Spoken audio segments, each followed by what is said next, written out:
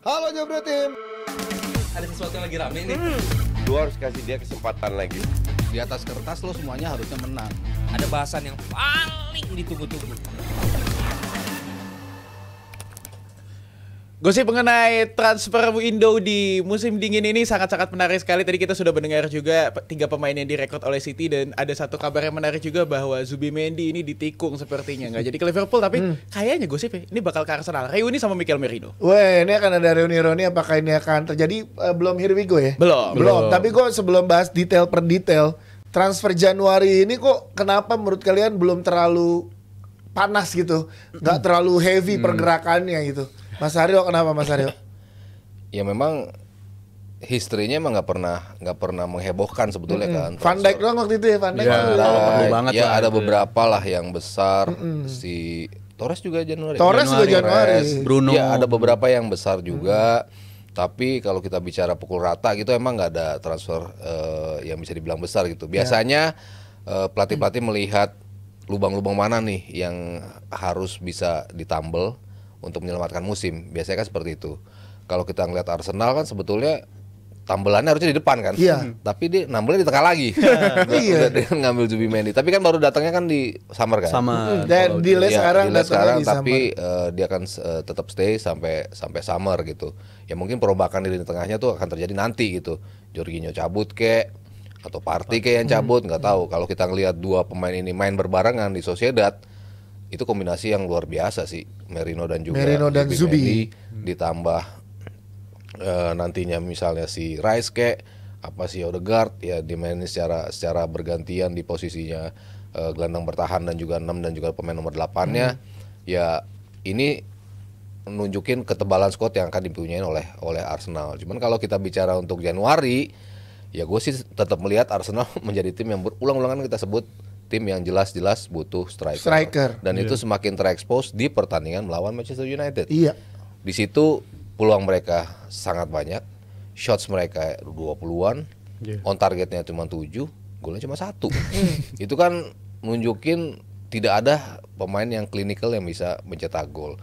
Padahal peluang-peluang yang didapat itu bukan sepakan dari luar kotak penalti, bukan sudulan, bukan apa, tapi bola-bola yang makanannya striker yang seharusnya bisa dieksekut oleh striker. Kayak Havertz pada saat itu Kayak yang Havertz dapat posisi banyak, Gabriel Jesus sebelum cedera juga dapat peluang-peluang juga. Jadi ya semakin menunjukkan keharusan lo untuk membeli striker. Makanya kayaknya kalau ngelihat Arsenal harus menyelamatkan musimnya bersama Arteta, ya definitely mereka harus mengambil striker. Masih adalah waktu beberapa minggu ya ke depannya. Tapi biasanya kan ramenya di ujung. Dia lagi apa namanya kode-kode negosiasi dulu. gaji gitu-gitu kan. Iya, negosiasi. Tapi jangan, gue pengen tahu kenapa kalau menurut lo alasan terbesar ya Zubi milih lebih ke Arsenal dibanding Liverpool apa? Pengen tahu karena yang dua klub ini yang paling santer kan. Iya, dia bilang dia mau stay di Sociedad dan nolak Liverpool karena cinta sama Sociedad ya. Tapi ternyata datang Arsenal dan kayaknya dia sulit untuk nolak gitu untuk bisa memulai pertualangan baru. Tapi menurut gue daya tarik apa yang ditawarkan Arsenal ke Zubi itu emang project lebih menarik dibandingkan Liverpool kalau menurut gue dari segi starter gitu ya. Starter dan pelatih sih menurut gue. Pulling power Arteta, Spanish connection menurut gue sangat membantu bagi Zubimendi. Gaya bermainnya pun lebih cocok. Iya, kalau di Liverpool kan lebih ke single dan itu sulit lah bagi dia untuk bisa perform begitu kalau gue bayangin ya. Tapi kalau di Arsenal bisa ada partneran sama Declan Rice, nganjutin Rice kan lebih banyak jadi nomor 8 ya di belakangan dan cocoknya di situ untuk ngejagain si pivotnya juga. Jadi faktor Arteta dan faktor ini partnership yang udah juga di Sociedad musim lalu sama Merino di Spanyol juga mereka jadi partner juga dibawa bareng-bareng di Euro. Jadi gue rasa ini daya tarik emang lebih menarik dan juga untuk prospek kedepannya kan Liverpool musim lalu baru ngelakuin rebuild gelandang juga sebenarnya. Betul. Rebuild black gelandangnya banyak banget dan Arsenal baru menuju ke arah sana dan gue rasa ya Jorginho kayaknya udah musim terakhirnya dia dan Partey juga kayaknya udah bakal move on juga dari Partey karena dua pemain ini gue rasa sangat-sangat bisa di-upgrade lah. Dan gue bilang upgrade-nya ya jelas ada di dalam diri Zubimendi. Walaupun kalau dari segi duel dia bukan pemain yang paling duel yang paling banyak ya. Tadi data juga udah disajikan 60% doang karena secara postur pun dia juga nggak terlalu tinggi tapi kenyamanan dia megang bola dan fans Liverpool tadinya udah berharap banget dia datang jadi banyak ngulik juga dia nih nyaman banget main mau diterima dari angle manapun nyaman banget karena kaki kiri sama kaki kanannya sama-sama hidup jadi additional yang sangat berharga banget kalau nggak pincang dari segi buat jalan gitu mah kadang-kadang malam tuh kalau lagi malam kaki kanan mau jalan duluan sama kaki kiri mau kemana lu? Oh iya lupa kaki gue hidup kanan Tapi masalah ini squad Arsenal ini masih pincang Mas Aryo. Gue ngeliat Itu kaki kanan ini. kaki kanan pincang nih. Tapi di lini tengah, Pincang. Lini tengah bagus. Tapi di lini depan ini gue juga bingung. Kira-kira siapa opsi terbaik buat Arsenal untuk mungkin ditransfer Summer mungkin kalau di winter kayaknya agak susah ya. Tapi apakah Summer Vlahovic akan jadi salah satu opsi yang paling menarik nanti buat Karena Ghana? ketersediaannya juga ini ya nggak terlalu Ya, banyak. nggak banyak opsi kan. sekarang. Ketika lo nyebutin striker yang available, kayaknya nggak ada juga ya. Iya. Di market kayaknya nggak ada yang itu. Ya mungkin yang dua suspek yang paling sering disebut kan Vlahovic dan juga Osimhen ya. Dua nama, satu udah cabut peminjaman dan willing to bayar besar. Ternyata Napoli kalau dibayar besar mau untuk ngelepas. Betul. Contohnya Farah bisa ditebus Bisa, juga dengan harga besar, dan gue rasa Osimhen pun akan cabut juga kalau harganya memang pas, kan selama ini yang mengganjal kan harga terlalu tinggi yang ditawarkan oleh Napoli gitu. Ya sejak ke Galatasaray ya mungkin bisa digoyang dikit kan, dites juga kan. Ini tetap bisa tajam kan nih? Ternyata tetap bisa. Artinya kan bisa jaga harga di harga yang tinggi. Cuman kalau bicara ratusan kayaknya Sulit. nggak ada lah di Januari tim yang mau nebus seperti itu. Iya, gitu ya. kan. Barca terakhir Mas. Coutinho. Coutinho. Ya, itu kan lagi keder itu. Dan flop juga gitu di Barcelonanya. Keder itu. Jadi kan bukan jaminan juga kan lo ternyata mendatangkan pemain langsung bisa memberikan impact gitu. Cuman kalau bicara balik lagi tadi Venanya pincangnya tadi itu kan di lini depan, iya untuk eksekusi. Tapi untuk create chance ini tim paling banyak buat chance. Ada kok peluang-peluang. Ada apa expected goalsnya selalu di atas 3 loh di setiap pertandingan gitu. Cuman golnya cuma 1. Golnya bisa dari pemain belakang. Tapi mungkin emang harus belajar pasrah kali ya. Lepas aja gitu ya. Datang sendiri gitu, jangan terlalu ambi gitu. Yang penting lo nyoba. Betul. Tawakal. Semua itu perihal proses soalnya. Hasil ya udah itu yang terbaik. Itu sih ya. Itu. Gimana Jal? Kalau Jal? sebenarnya agak bingung juga gitu kalau Arsenal butuh striker, tapi kalau kita ngeliat table klasemen di musim lalu, tim paling subur siapa ya? Arsenal juga dengan torehan hampir 100 gol musim lalu. Iya. 94 gol mereka cetak di kombinasi musim lalu. banyak pemain. Iya. Kolektivitas dan Arteta menurut gua nggak bisa disalahkan juga kalau dia mikir oke gue menghadapi musim ini nggak usah datangin striker deh. Toh musim lalu tim gue 94 gol pakai pemain yang udah ada gitu. Iya. Peluang tetap bisa dihadirin, tapi kan dia pasti nggak expect juga kalau ternyata musim berjalan Saka akhirnya cedera, Iya. habis itu pemain-pemain lain ternyata underperform dan mereka dipaksa untuk ngelakuin respon, itu pasti nggak nyaman banget. Tapi Trossard udah 11 laga iya. ngebikin gol. Dan padahal sebenarnya ada periode dia di November sempat bisa perform dan main bagus, tapi ternyata 2 game 3 game hilang lagi. Dan gue sih berpikir apakah emang butuhnya tuh striker murni banget atau pemain depan yang bisa nge-cover 3 posisi sekaligus gitu. Karena untuk bisa ke depannya bisa keep up, gue rasa penting juga untuk nyari tipe-tipe striker, bukan striker murni aja, tapi striker yang bisa nge-cover posisi sayap kanan, sayap kiri yang nyaman di area depan lah. Itu contohnya Irfan kayak City. Jauhari sih jawabannya. Oh, Itu kenceng bisa banget. solusi. Bisa tuh. Solusi. Irfan Jauhari. Bisa. Aku lagi sering nonton Liga Indonesia. Ai. Soalnya gue jadi merhatiin timnas banget gue. Sangat timnas. Ya gue pengen ke Ya reaction berikut. Dias ya, jangan Niko lagi. Ya. Aduh, kasih Om Niko. Nah, biar gue dapet yang enggak. Kita langsung pindah ke opsi striker lainnya karena memang ada satu opsi striker sebenarnya yang bisa bermain nantinya di transfer window ini. Randal Kolomuani semakin dekat ke Juventus ini. Ini artinya akan menjadi menarik artinya karena memang Dusan Vlahovic di Santer dikabarkan bakal pindah klub nih. Kalau Muani datang ini ya sinyal Vlahovic emang beneran Iya mau sih. pindah apa ini bagus nggak untuk kebutuhannya Juve sekarang? Muani. Iya sih. Iya ya? Vlahovic kayaknya dengan nama yang berkibar di bursa transfer nggak sebanding sih sama penampilan dia di musim ini khususnya ya. Di musim kemarin dia masih beberapa pertandingan menunjukkan dia bisa ngegendong Juventus lah. Dalam lu kepepet lu bisa bikin gol. Nah, dia tuh orangnya seperti itu gitu. Tapi di musim ini yang ekspektasi orang Juventus akan tampil lebih baik bersama Thiago Motta ternyata nggak keluar. Bahkan suara-suaranya nyebutnya ini lebih boring dari Allegri nih. Permainan dari Juventus. Allegri masih ngasih kemenangan gitu. Motta kalah sih enggak. Seri Kebanyakan seri. Senang berbagi. Mereka bisa ngalahin Arsenal nanti ya. Undefeated season. Tapi Tapi nggak menang-menang sering mulu. Sama Visca Kvaratskhelia nih Adiani yang paling jago nih kalau ngomongnya. Visca Kvaratskhelia. Kalau gue nggak bisa banyak RS soalnya. Lidah Jangan hindarin pondok deh. indah beda.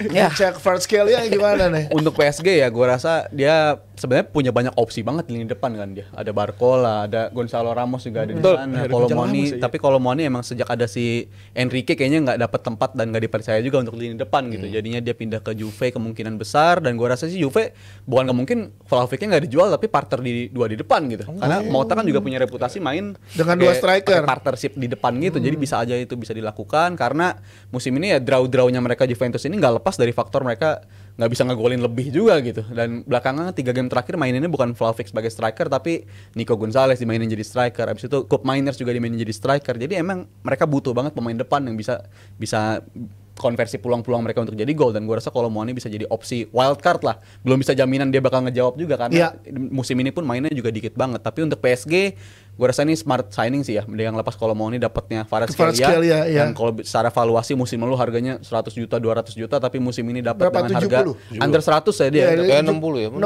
70-an 60-70an gitu. Gue rasa steal deal banget buat Kvaratskhelia yang kayaknya dia juga sendiri nggak terlalu dapat rate gimana-gimana dari Antonio Conte. Soalnya Nggak keluar mainnya jadinya. Selain itu di Napoli gaji kecil banget coy. Iya, bener. Iya, ini kalau Minim. dia Genzi dia nggak betah sih. Iya. Genzi nggak betah gaji kecil Iya, sekarang. Gerah gitu. Dia nyari startup lain nih. Gue harus kemana ya?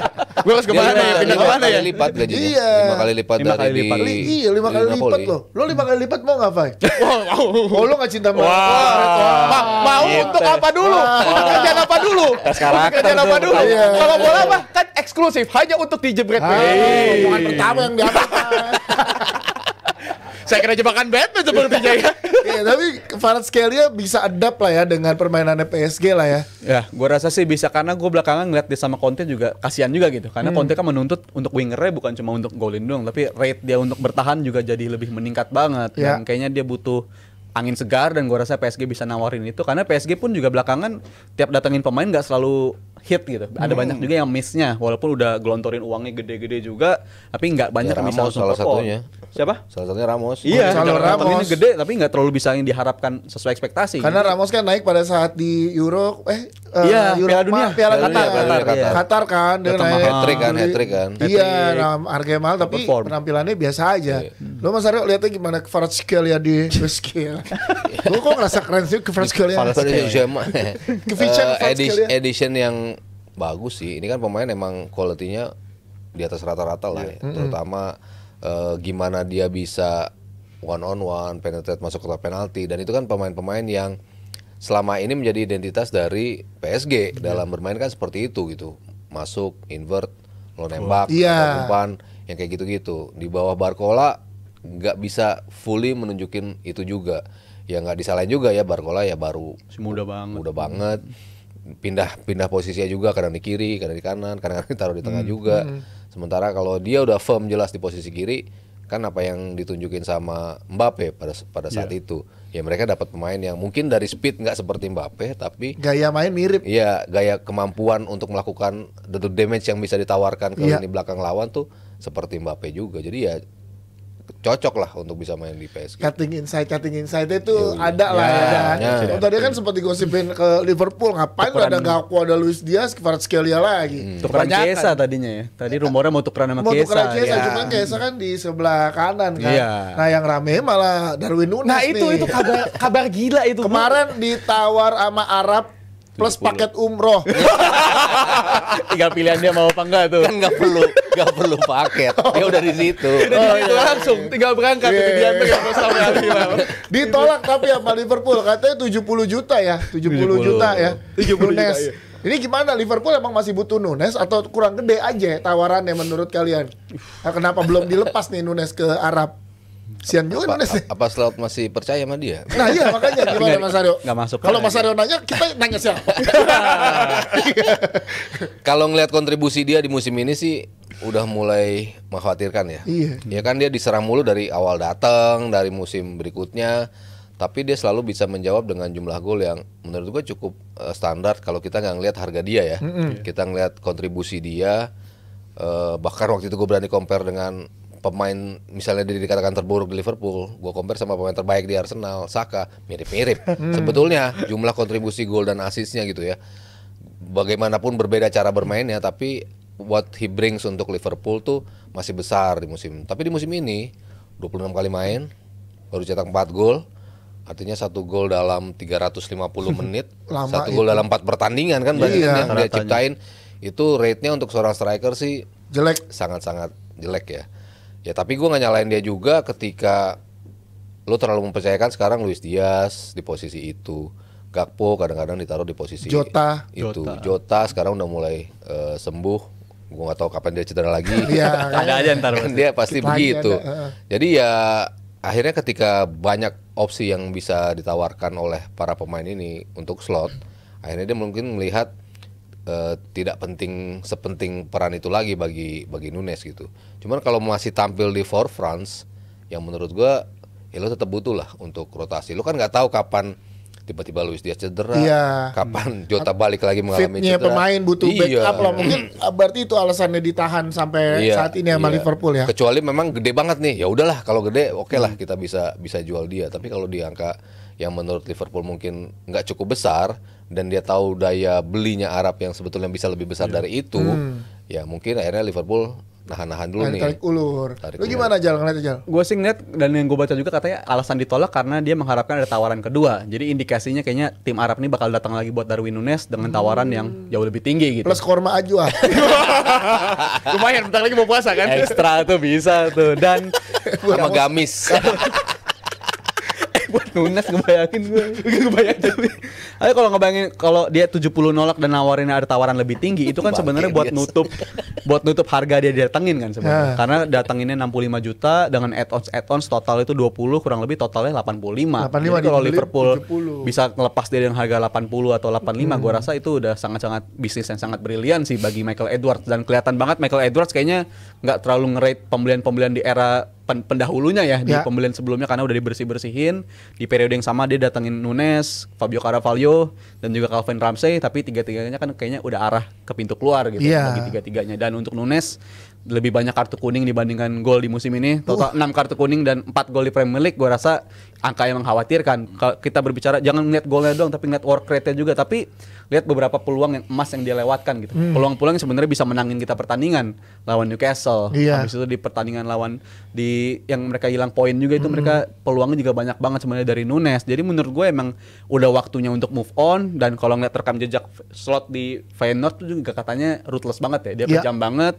Bahkan pemainnya lagi perform pun gak ada jaminan bakal dibertahanin juga gitu. Karena mereka sempat ada coach waktu itu lagi perform juga tapi kalau ada tawaran masuk ya gue lepas-lepas aja. Gue nggak takut untuk ngelakuin itu dan gue ngeliat ada kemungkinan kayaknya Nunes nggak akan lanjut sebagai number 9 sebagai Kita lihat bagaimana nasib Darwin Nunes di Liverpool di beberapa minggu ini ya. Yes. Kita lihat dan apakah ada pergerakan cepat juga dari Liverpool kalau sampai Nunesnya hilang atau dijual dia Ya. akan beli pemain lagi dari hasil penjualan Nunes atau gimana. Ya tim-tim kesayangan lo juga yang lagi pada berusaha untuk ngedapetin tambalan-tambalan pemain terbaiknya di tengah musim ini semoga dilancarkan ya jual belinya. Doain lu Iya doain. Keren. Jual beli itu kan bagus. Akad jual Tapi, Ya. tapi terima kasih aja berarti yang udah Ya. menyaksikan kisah seputar sepak bola.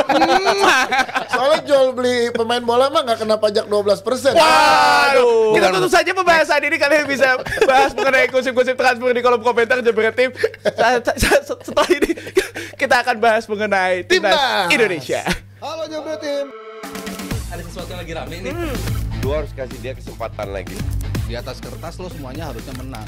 Ada bahasan yang paling ditunggu-tunggu.